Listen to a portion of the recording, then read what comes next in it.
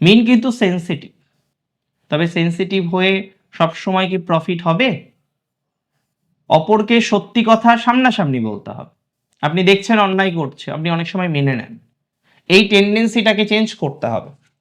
Sensitive কোয়ালিটিটাকে যতটা সম্ভব নিজের হার্ডনেস দিয়ে, নিজের মেন্টাল স্টেবিলিটির মাধ্যমে, নিজের মেন্টাল স্ট্রেংথের মাধ্যমে বিষয়বস্তুগুলোকে নিয়ন্ত্রণ করার চেষ্টা করতে হবে।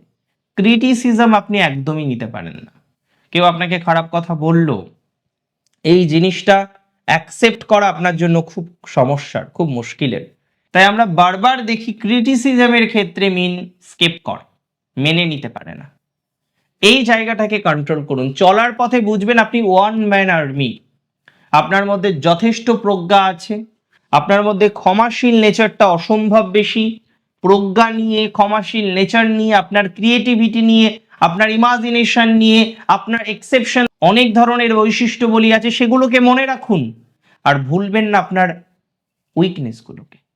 দেখবেন পরিস্থিতি ভালো হবে, ধীরে ধীরে প্রচুর ডেভেলপমেন্ট করতে পারবেন, সিচুয়েশন অনেকটা চেঞ্জ হবে মনে করা যায়, আশা রাখা যায়।